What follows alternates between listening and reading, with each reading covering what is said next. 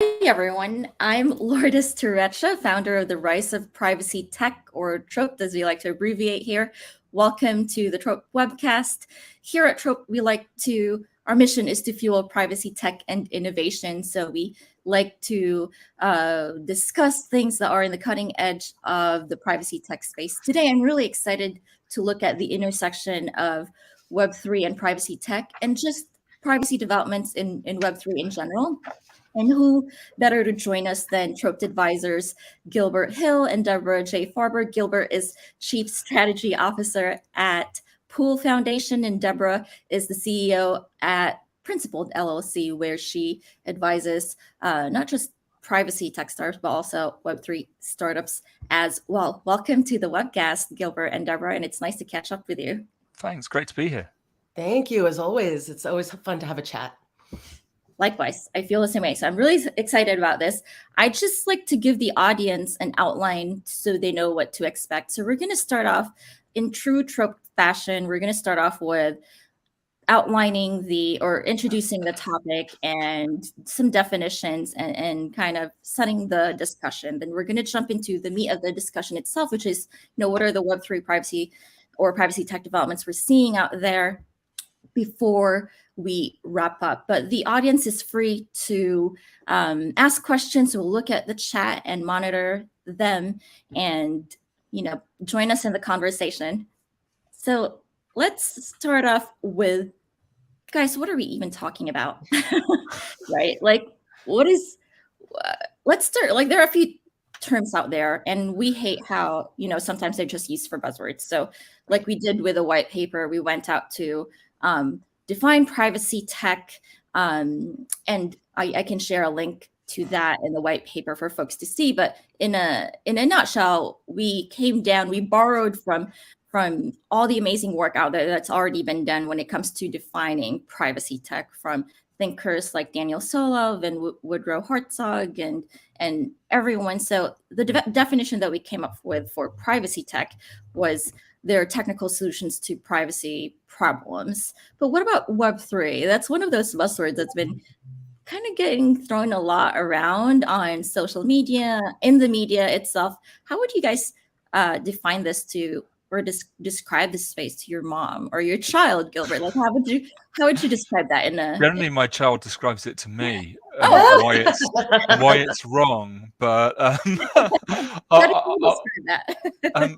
I mean, I can give it a go, which is all I can do. And like Debra, feel free to jump in and sure. and correct me. I think when you zapped a few notes over before this, Lourdes, it got me thinking and sort of stepping back, and how we got to where we are today. I mean, defining privacy tech. I mean, I got into privacy by mistake myself around 6 years ago through the cookie regulations, and I got into crypto or Web3 similarly by mistake around 2 years back. And I think the more that we can talk about, cross these streams and talk about the two, the better. So let's break it. I think what the longer I spend in privacy, the more I realize that the tougher this stuff gets. And privacy is like it's highly contextual. Unlike security, which is more binary. And I think privacy, like tennis, it's a kind of a game determined by errors that you only know when you've slipped up or you've overstepped the line when it's too late. And it's also, privacy, and we're starting to see the same things play out in Web3, young as it is, that the mistakes are being made, people are overstepping the line, and privacy is one of the things that suffered. And whether privacy is a right or an asset, depending on which side of the Atlantic you're kind of approaching it from a legal perspective, it's one which is really hard to value. And I think that's part of the journey of privacy tech so far. In terms of Web3, taking it to its simplest level, if you take Tim Berners-Lee's definition of different ages of the web, and it always makes me think of like dinosaurs, different ages of dinosaurs. But the first was about connecting computers to each other and reading things passively posted on the internet. Now the second age, which we're kind of still in, featured user-generated content, which is actually we think about things like YouTube and influencers and all that kind of thing, but it's actually mostly passive in terms of our data and our attention. And I think we all got used to, or more complicit to the value exchange of getting things for free on the web, with the real price being our data. And you've all heard that kind of like truism, you are the product if you're getting something for free. Now, I think we're actually seeing the end game for that phase as regulators, focus on these huge power imbalances that have sprung up between platforms and their users. And as us, the little guys, realize the value of the things that we get for free was long ago, eclipsed. Things like calendars and reminders and emails was long ago eclipsed by the privacy and the data that we seeded in exchange. So Web3 is about, and it's weird, I've actually started reading this book that a lot of people have been talking about called Snow Crash. I didn't want to read it because it's the one that everyone says, you must read Snow Crash. And I'm like that. I said, I'm not going to read it. It's actually really good. It's really good. It's really good. It's my fiance's favorite book, so he's subjected it to me over time. Yeah, I mean, you realize why it's captured the imagination, and it's actually a really good yarn as well. But I think Web3 is about getting back to that. It's about decentralizing the web and returning it to more of a kind of a snow crash state of benign anarchy. So there's a focus on things like open source code, on agency for individual users, and community, and also data portability, and all of that being hard-coded via things like smart contracts and blockchain tech. Now, that's the idea. I'm sure Deborah will agree with me. Right now, the reality is somewhat different and probably closer to the narco gangster elements of Snow Crash. But that's a sort of a potted, summary of Web3. Yeah. So. Sorry, I definitely have stuff to add there. So first, I just want to put a pin in the fact that Snow Crash, great book, but it's a dystopian novel. So instead of just recreating the metaverse that they had there in dystopia, because life sucked, we need to be mindful of how do we build ethical, considerations, including privacy, security, concerns around identity, and then of course, so many other things, just general safety and like a metaverse, right? Like that's a different story. But I just wanted to mention that if we're going to build things that are inspired by dystopian novels, we should also figure out what to do to prevent the dystopia. And I don't feel like we're doing that in the Web3 space. I feel like the chorus of people and media and the amount of money that we're seeing from PR that's going into, just going into the Web3, what is just an insane amount of money. And so it's kind of like, okay, people are like, well, what's there? Why are they, why is it that we're working on towards these business models? And I think, Gilbert, you just gave a good example about the kind of the trends of the people who are gravitating to Web3 and like why they want to build in it. Those are a lot of themes I'm seeing, but I want to take it back to like Web3 is about the technology.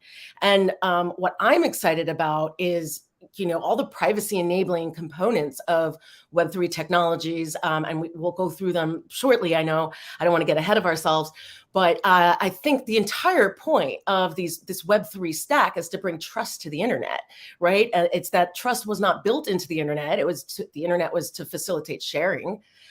We didn't build security into it until way later on.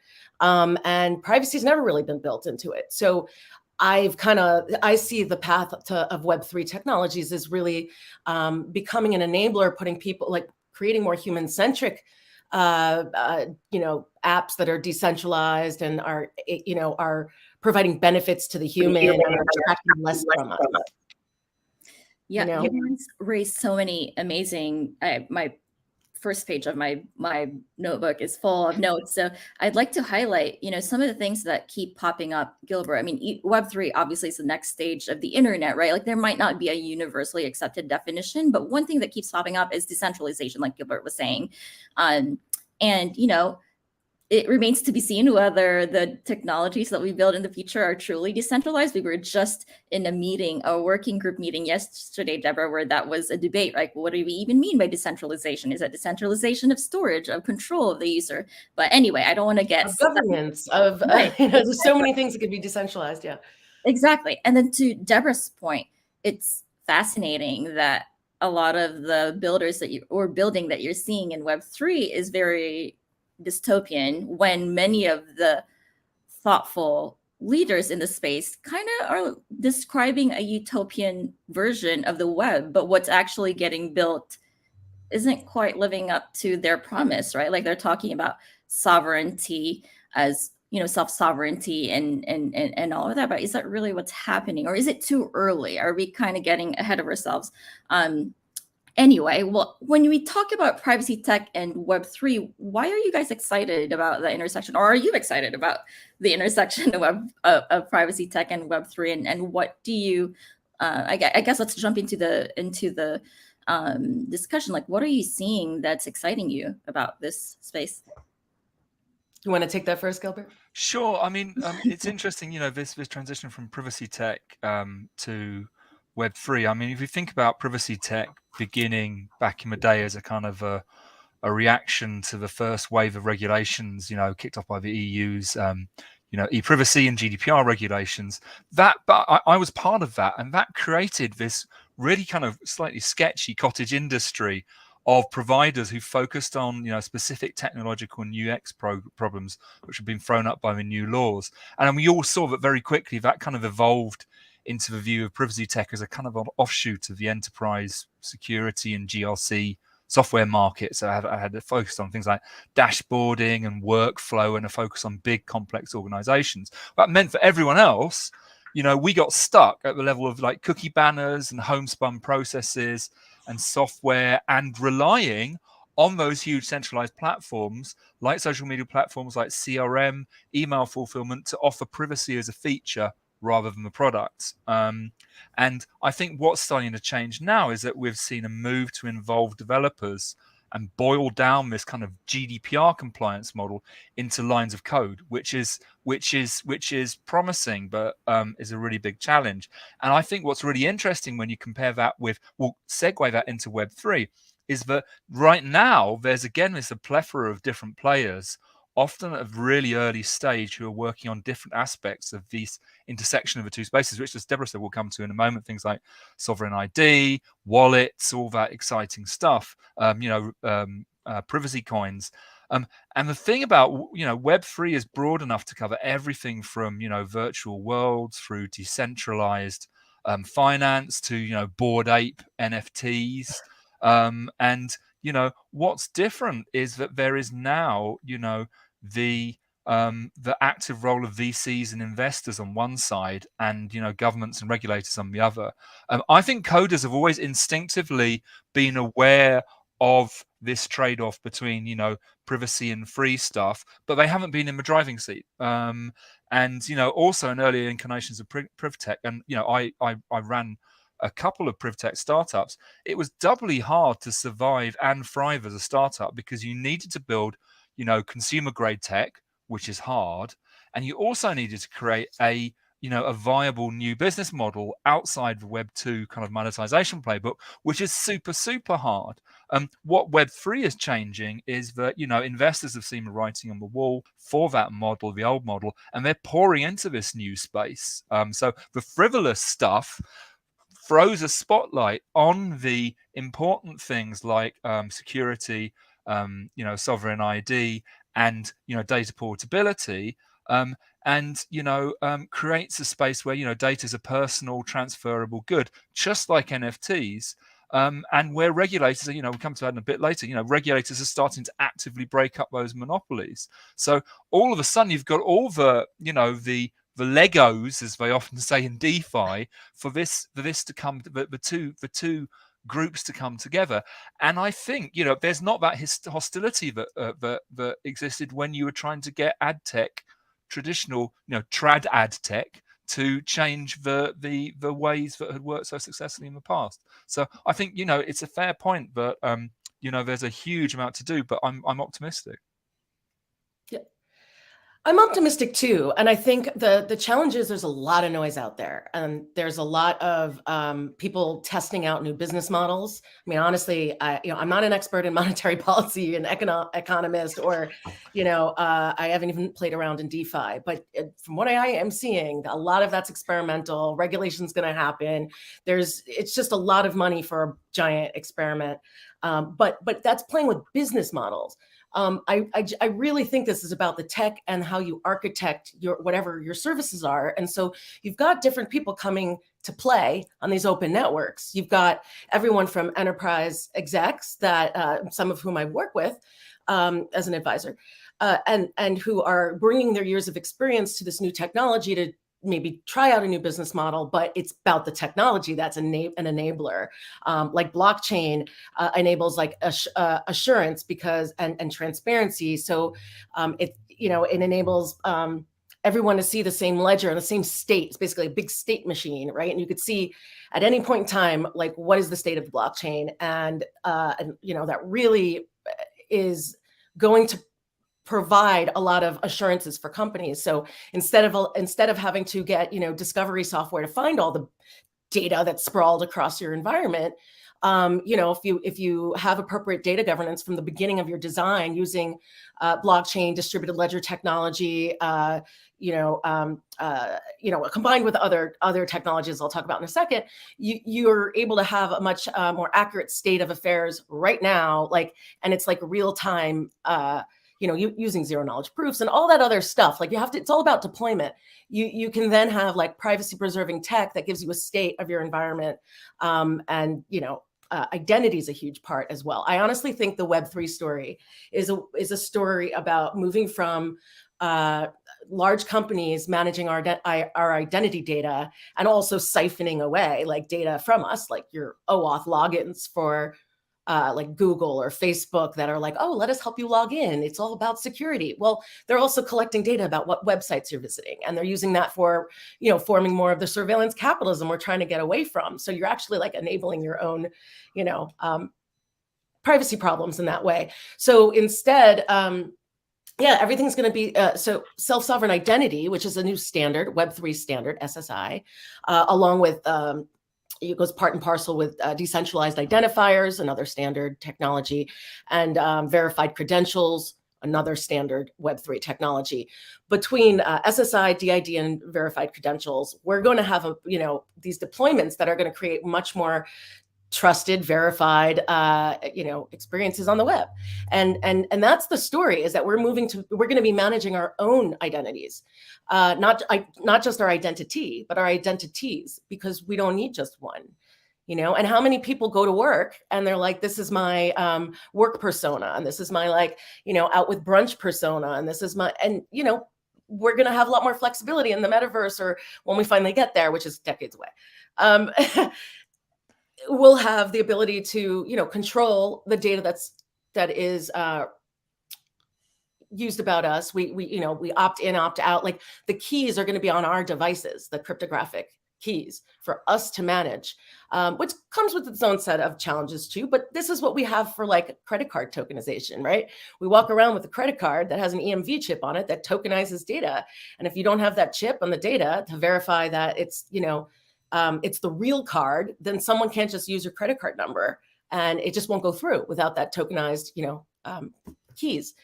And so we're going to see a lot more of that. I think that puts us in the driver's seat, and that means, companies are also going to be taking a lot less % of the share of creators' work. That's another giant. I mean, it's not a privacy thing; it's just a major trend. But this whole move to like agency and putting, creators and humans, not consumers and users, at the center of their own agency. I think that's a great point. Oh, sorry, Lourdes, please. No, you're on mute. Oh, I can't hear you, at least, Lourdes. Oh, well, I'll jump in. Go ahead. Yeah, no, I think what's interesting, first of all, the as privacy sort of technologists and privacy advocates, we know that a lot of what we've been saying is about only taking the data that you need. And the biggest risk is that everyone's been, in terms of organization, have been, accruing huge amounts of data. And actually, I was in Europe yesterday in Brussels about talking about the EU's AI Act, and they were talking about, in context of industrial data, so everything from printing machines through to tractors are capturing data, and 80% of it is not being used at all. So there's a huge redundancy of data. And one thing that we've been, certainly when we're doing consultancy, is say only take the data you need, and that's a lot. What we're starting to see, and Debra hit the nail on the head, is things like zero knowledge proofs, which get us closer to that. And again, it's interesting to see how the professional services companies are kind of like the standard bearers for all this stuff. At this event yesterday, they were all talking about zero knowledge proofs, and I think we're going to hear loads more, a lot more about zero knowledge proofs than over the next few years, than actually see hard realizations of the metaverse. I mean, just for a background for people, zero knowledge proofs are basically a type of cryptography that keeps details of a transaction hidden. That basically means that I can prove something without having to capture the information, or me having to give you up all the information that I may have in a digital form. So an example of this could be something like that. I can, prove that I know the password to an account without entering the password, or that I've got enough money, say, to cover rent for the next year without telling some kind of random broker all the details of my personal finances. Or my favorite one is just so simple. You go to a bar, you just want the bouncer to know that you're over 21, right? Exactly. You don't need to see your address and all your info. Exactly. No, that's a beautiful example. And I think they, the difference is that on Web 2 platforms like Facebook, platforms, all our data is captured and it's monetized centrally. Now on open blockchain, everything's public, so zero knowledge proofs mean that provers and verifiers can interact safely and transparently. Again, at least in principle, but that's where we're moving. And as Debra was saying, that also means that we can do things, move away from the compliance model of kind of self-certification and marking your own homework, which has been prevalent and is starting to break down, in terms of cross Atlantic data transfers, to a situation where you can have, proofs on the blockchain as a kind of central statement of record, which can be interrogated by the necessary parties. That can be a regulator, an auditor, or increasingly, again, data is a key component of a company's value, and this kind of querying in a public way is increasingly going to be part of like due diligence in mergers and acquisition activity. That's why, again, not just VCs at the early stage of the food chain, but private equity firms are piling into these areas as well, because they can see that this is a really, this is a situation where they can get the information they need to take an informed call while preserving either corporate or individual privacy. I feel like ZKP is one of it's the perfect example to bring up, Gilbert, because we've had zero knowledge proofs in the as a privacy enhancing technology for decades. We're in the privacy space, right? And we're just maturing it as a technique, a privacy preserving technique, but we're seeing it makes me so happy in my privacy heart to see that it's being adopted in the Web3 space to address blockchains, lower B blockchains, immutability, and the concern that you're talking about, which is that data on the blockchain would be public. So, so don't put personal data on the blockchain. Basically. Exactly. That's basically just don't do that. Early problems that we were saying, well, what about personal data? And some builders are saying, well, here's zero knowledge proof, so we'll just take it off the chain and use ZKP and just get the outcome of it, not the entire ID, as Debra was saying. You just need the outcome that verifies, yes, I'm over 21, added to it, not the entire personal information that you want. I love that example. So now that we've jumped into specific examples of what excites you guys, let's target a couple of other things. I mean, Gilbert, you've been working with data wallets, and both of you obviously can take this in either one. You've been working the data wallet and data union space for that's your current focus. You've been focusing on it quite a bit. So What are the privacy applications? Are there any? I mean, this is not to say that all data unions are privacy preserving. This is another debate that we had, Deborah, yesterday. Yeah. What are the promises of certain data wallets and data unions, and how would you describe those two again to your kids? Well, again, they glaze over, or actually, no, that's not fair. They generally say, "Yeah, I knew that already," and you're so old, but they do that anyway, because they love me very much. But I mean, I think what's interesting is how both of those data wallets and data unions represent a move towards more of this kind of, as I was saying in the EU yesterday, that it wasn't so much about making complying companies to do things and people to behave a certain way by, fines or by regulations, but actually to create a vibrant data market. And what they and I argue is that to do that, to replicate the huge stores of data that you've got and this control and these, this visibility over our lives that platforms have got, you need to act collectively. Because actually what we found is that GDPR gave us all rights, or made us aware of rights we already have, which were, and bundle it together in one huge regulation. But it's actually really hard to exercise those rights. And if you get your data back, what do you then do with it? Wallets and unions are two ways to start to build kind of components to do something with that data. And as I said before, for data to become a realizable individual personal good, so that I can start to get data and make choices with it. So data unions, and I'm it's like having a kind of bingo card. There's so many terms floating around at the moment. Data unions, data agents, data brokers, data trusts, data intermediaries. It all comes down to the same thing, which is having a legally regulated, ethical framework and a body for people to collectively to get their data, have someone basically advocate for their rights, and to potentially realize their data's value. That doesn't mean that we all start trading data, because it's very difficult to realize its value, but it starts to approach its value. And this is something that's being enshrined in the EU very actively via the Data Governance Act, and the DMA as well. So DMA is looking at, it's regulating and taxing and opening up the gatekeepers of the huge platforms, data silos. And the Data Governance Act is about data sharing and data portability via data intermediaries, data unions. I like to call them data unions, and also data spaces. So the idea being that I can request my data from an organization, repatriate it in a wallet, and keep that safe, and for which I hold the keys, because as Deborah was saying, what we've learned from crypto is that if it's not your keys, it's not your crypto.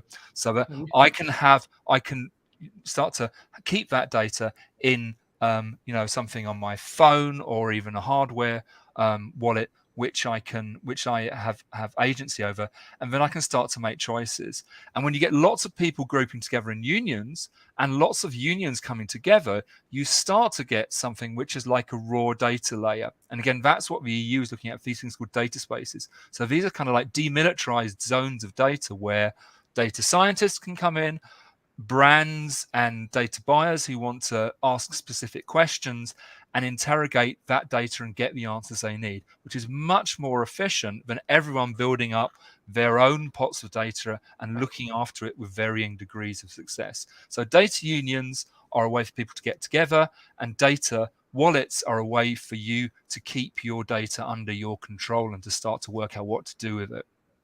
Right, which has become then your own digital asset that you decide how to use. So that's another huge theme of Web3, right? Is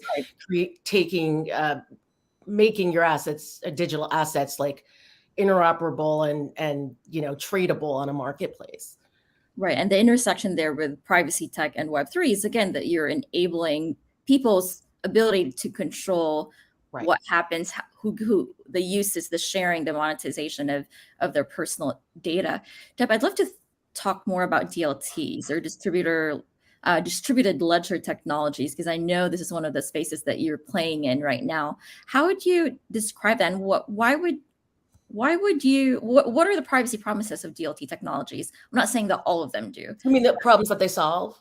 Right, the privacy problems that they solve, and the promises, right, the opportunities that they provide for anyone who wants to build in that space. Yeah, so like I said, a distributed ledger is basically like, a distributed way of just accounting something for something, right? So it doesn't have a very sexy name, and it's really like the concept is just it's an accounting measure, right? But there are so many it basically unlocks new business models by having something that any developer can like look at a node and be able to see what the state of the ledger is.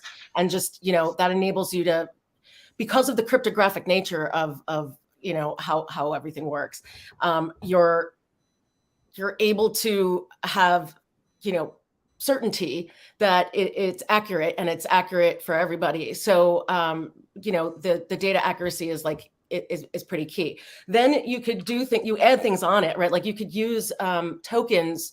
If you're using a distributed ledger that has blockchain, because they're not the same thing, but they very often work together, and you've got tokenization and you've got that capability, then you can use that tokenization and like microtransactions as almost like an accounting system. So I know one company, they're actually going to make an announcement next week. I'm not sure if I should have said anything or not, but I'm gonna say it anyway.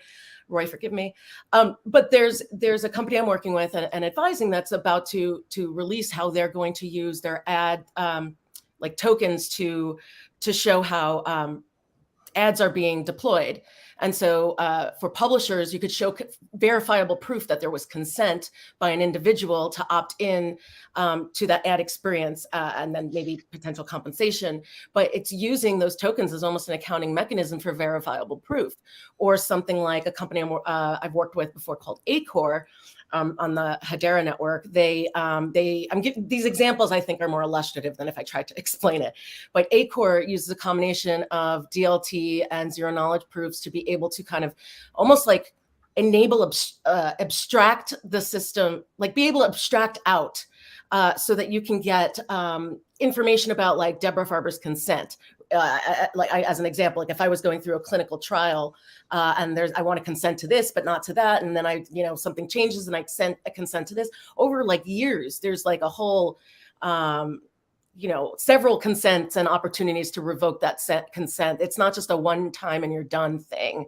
And so a good example is what they put together is the ability to see just the state of, has this person consented? What is the current state? And you might say, yeah, but you can't update the blockchain. Well, you can by just appending it and saying, here's the update. Like it's not deleted, but it's just updated. And it's just a flag that, here's the state of the consent on the blockchain. You're not getting like, here's the state of Debra Farber, or here's, what Debra Farber's personal health details. It's just going to be like, an ability to have accurate data, accurate accounting on all your personal data.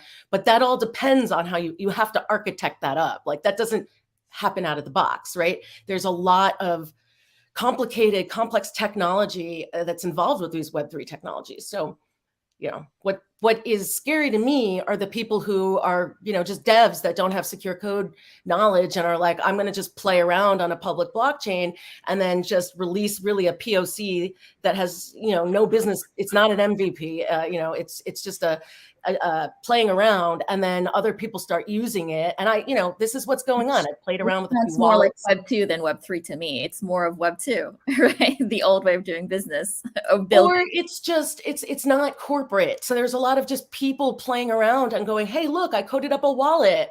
And you're like, is there security there? How do you know? Like, oh my gosh, you hard coded like, passwords into the app, like what? Like, so for minting, or there's just so much security loopholes that I'm seeing that makes stuff unsafe. And I think that gives a lot of the media a lot of stories of a lot of negativity. And so what we're seeing is all these hacks.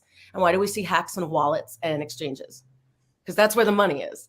Right. And so I think there's an opportunity. I don't want to talk only about challenges. I think there's a real opportunity to, if media wants to kind of like tell the real stories of Web3 instead of the stories of VCs throwing money at Web3 and having people just, code up stuff. Like, I think that story's not being told, and it's the right one of like how we're progressing towards a Web3 capability, towards concepts like a metaverse. We're not there. We're not in Web3. We're not in the metaverse. We're working towards that world as we evolve technologies that enable us to have more privacy and security and trust. And that's the message, trust. That's what these technologies are enabling. Absolutely. And I'm excited to actually unpack that. I mean, I'm glad that you mentioned it, but you and Caroline Wong, who's been one of the leaders in the cybersecurity space, and Caroline McCaffrey, who's been very focused on the privacy and security risks of Web3 and the metaverse, are going to really unpack that at the TROPT Web3 Summit, I think in May 5th. On May 5th. Is that in a couple of weeks? Yeah, in a couple of weeks. So if you guys want to unpack that further, join Debra and Caroline and the two Carolines talk about this further. I know we're running out of time, but I do wanna touch upon a couple other things, and you guys, you decide which one, who covers what. I mean, Debra, you mentioned SSID and DIDs earlier. If you want to unpack that further and what their privacy promises are, what privacy problems they're solving, and then obviously we can't not have this conversation without talking about privacy coins, good or bad, right? Because they're the loudest of them all when it comes to Web3 privacy. If you just look at social media, so whoever wants to take those two or three topics, go ahead. I'd love for the audience to kind of hear, like, what are these things? Are they really, what are their privacy promises? Are they really actually solving privacy problems? Or is this another case of noise and buzzwords? Yeah, so great question. And there are standards that are currently still in development. So that's why it's like, it's not like SSID and DID. Yeah, so self-sovereign identity, and then and decentralized identifiers. And I don't remember the exact state. I've read up on the state of like the Web3 W3C, like, and the debates between like big tech's view on it, like their representation's view on the standard versus like some other Web3 focused people's perspective. And I think there's a little bit of a disagreement on what like certain definitions should be. So I don't know the nuances on that. I just know it's like still in development. But it is, how are they conceptually? What are some of the promises regarding so the promises are really like, being able to so it's coming up with it's being able to put people at control of their own data, as I mentioned before. So it's basically just like, how do you do that? And then there's going to be more questions around interoperability, and what does that data flow look like? Everyone has to agree on what the standard is in order to be able to make this tech interoperable, so it feels seamless to individuals across different layers underneath them, right? So right now we're still at just like the playing around stage, but the promise is really just to put humans at the center of the control over their own data, and us managing our own keys that will live on devices. I mean, that's really the promise. And I feel like I can't go into more detail without going into like, just down a lot of other things in my head would come out. But then the other thing you said is self-sovereign identity, and then privacy coins. We cannot touch on privacy coins. Shall I jump in on privacy coins? You jump in on privacy coins because I don't follow them as closely, but I do have opinions. Yeah, I mean they're not as I think not as fundamental as self-sovereign ID, but they are certainly the bad boys and girls of Web3 in terms of like the reputation in the press, and like for the benefit of people listening in, I think privacy coins have been around for a while. Like most things, the most prominent ones are there's Monero and there's also Dash, and what they are is basically a class of cryptocurrency But they basically give private, they enable private and anonymous transactions by basically obscuring the origin and destination of the currency. Now Monero, and interestingly, Monero was launched with very much Web3 ideals. So it was launched as an open source project back about almost 10 years ago. And they wanted to, its founders wanted to address a critical flaw in currencies like Bitcoin, which is its traceability. Because, in the metaverse, you can be whoever you want to be. And also their belief that privacy and anonymity are the most important aspects of electronic cash, and again, there's, so privacy coin technologies also do things like, they generate stealth or burner addresses, which mask a user's real wallet balance and address. And because of this, they've attracted lots of heat as kind of like the gangsters coin, or now, as a sort of a Russian oligarch's coin. And that's fair. There's something behind that. There's around 20% of hacker ransoms are paid in but something like that are paid in Monero, and that's actually only rising. But is that a product of them being bad, or a fact that you generally don't want to get paid in digital currency if you're doing things, if you're hacking things if you're doing hacking, and hacking can have all sorts of different shades, from malicious to white hat hacking. And this has led to a situation where, these coins aren't illegal, but they are banned in some jurisdictions. But I don't think they should be, dismissed from giving insight to privacy tech. And I think with all of this stuff, at the same time that large corporations and central governments are kind of shaking their fist at the cloud, old man shouts at cloud, quote The Simpsons. They are also researching this very actively. So central banks have been researching their own cryptocurrencies, and some of the tech and tactics have bled into the mainstream tech space. So Apple's iOS updates have made a big feature of burner email addresses in their email privacy offering. All of this stuff, I guess what I'm saying is, all of this stuff gets socialized in the kind of wild west of the crypto space. Whether it's wallets, whether it's privacy coins, it goes through a stage of kind of being misused, demonization, and then it starts to get brought in to, as it's socialized and tamed into the mainstream. And again, that's the crucial role. As Deborah's saying, it's devs that will drive this. Yes, for better or for worse. We need more cross-functional teaming. Sure. Right now, what I see is just lots of foundations, like nonprofit foundations of like blockchains, that are set up to help get network effects by giving out lots of grants. What I'm seeing is just a lot of money going to just companies that are going to have a lot of transactions on the network, as opposed to maybe companies that are, I don't know, like building trust on the web.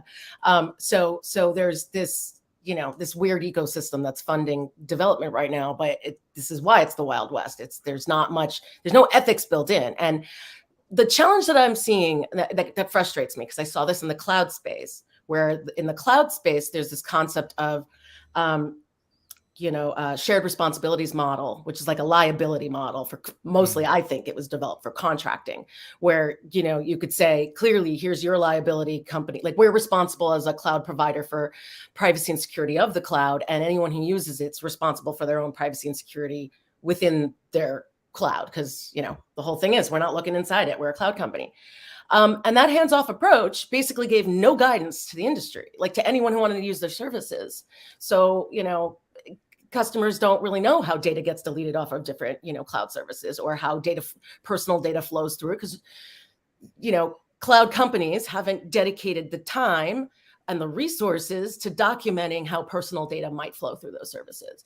I'm starting to see the same thing with Web3, right? Or what people are, the projects they're doing, the business models they're creating in Web3.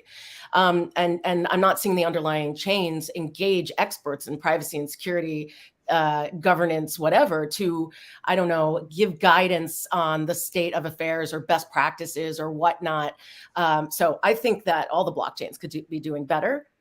Because how else are you going to build ethics in and stop the bleeding of, unsuspected people, like, get as marks getting, their wallets popped and stuff. It's just people are going to turn away from it. It's not going to become mainstream adoption. It just doesn't seem to be benefiting anyone. So I really want to see the distributed ledger companies and blockchain companies like step up and, throw their money at these things.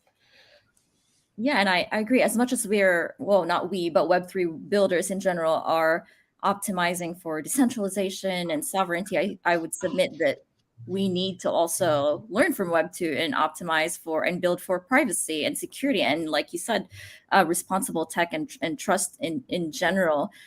Before we start wrapping up, I would like to throw out a playful question out there that I usually ask guests of this webcast.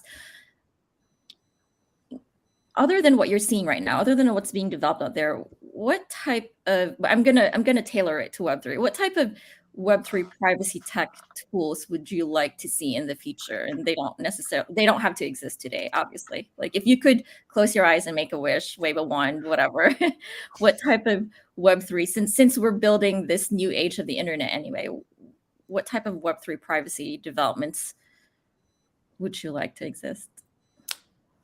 It's a good question. Shall I mean, it would jump probably in? be some visualization of data, of your own data somehow, you know, like I think there's a lot of opportunity to help you better understand what your, you know, what data is being collected about you or how it's flowing through, you know, a business process, or I'm just not sure what that would look like exactly as a new technology. I think there's definitely opportunity for like new business models. I haven't been thinking as closely as like new technologies that I wish I had, but you know, Gilbert, you go ahead. No, I think that visualization and kind of benchmarking is really needed. When I was thinking about interoperability. Yes, for sure. Absolutely. Absolutely. Again, if we want data buyers to like weave themselves off existing sources of kind of compromised data, we need to have standards for them to plug into. And if you have that as well, in terms of my kind of like fantasy choice for what would be nice, we've heard lots about, you know, people making money from their data and data dividends and all that kind of stuff. It would be, and we've started to see decentralized data marketplaces where you can sell your own data sets. What I'd be interested in is, you know, having a decentralized market to kind of barter data for services. Because at the moment, you know, if you think about, we started this conversation, you're getting these services and you're not getting it. Yeah, so that you can actually start, because there was some really interesting research published by the UK's Data and Marketing Association recently, saying that people actually were more valued services in exchange for where they've got visibility and control, higher than getting, you know, like 20 cents a week or a day or whatever. We don't really know what that is. So while we're working out what the fair value of data is, it would be nice to have a kind of like co-op where you can say, I've got this data, you've got this question, now can I have a better room or something like that? So that would be my a marketplace of that kind of thing. Nice. Well, this has been so lovely, and I wish we could go on, but the good thing is we are going to go on and talk about this further on May 5th. You know, cover more of the developments that we're seeing, and then Debra obviously explore further the privacy and security risks that are popping up, because like we say at TROPT, there are no silver bullets when it comes to privacy development, privacy tech in general, or Web3 privacy tech developments. And so I learned so much from you too, and I completely agree that we need to be thoughtful about how we build the next internet age, and how we have to keep bridging gaps between the experts and the ethicists and the privacy people, learning from the current Web 2 space that we're living in right now. I'd like to invite both of you to share any calls to action that you might have, where folks can find you online if you want to be found. That's your privacy choice, obviously, or any other asks that you might want for the TROPT audience. I'm looking up the actual name of it. Okay. So the first ask that I will make is that, well, it's not really an ask, but if anyone's interested in getting involved with not just the standards, but with these new technologies and coming up with like some of the use cases to apply, like the ethical use cases for different markets and stuff for each of these technologies, there's a brand new IEEE, you know, the engineering standards organization. There's a brand new group called Cybersecurity for Next Generation Connectivity Systems. And Lourdes, I can send you the link. I don't know if maybe we'll share it. We'll share it everywhere that this is being broadcast live on YouTube and LinkedIn and Twitter, and we'll post that as one of the resources underneath this video. Excellent. So it just got approved and like just started asking people who would be interested. So we haven't even had our first meetings yet, but I'm looking to be an active part of that myself. I actually think it's going to be a really great discussion. And so, join us. Thank you, Deb. And you could find me as Privacy Guru on Twitter and pretty much everywhere on the web. Awesome. My call to action would be, I've been mentioning the EU. There's no fewer than 5 new pieces of legislation looking to be implemented by late 2023, covering everything through Internet of Things, through gatekeepers, through to data unions, AI, all the things we've discussed here. There's a lot to plow through, but it's, the EU are really leading the way. And actually, US and UK lawmakers were also at that event that I attended yesterday. They were saying they were in total agreement. The world is kind of watching the EU. So there's some great new stuff being brought to market there. To help with all this, because there's lots and lots of content, I have done the hard work, so you don't need to. I've created a primer, like a cheat sheet for my own use, which I've been asked for so many times that I want to kind of make to share. Yeah, so best thing to do is, if you want a sneak peek, is follow me on Twitter or connect on LinkedIn. I'm at Gilbert Hill on both of those. And I can send you a PDF. And when I've got the document tidied up a bit, I will also very happily make it available to all TROPT members. So like reach out and you can learn more about the next wave of Web3 focused regulation.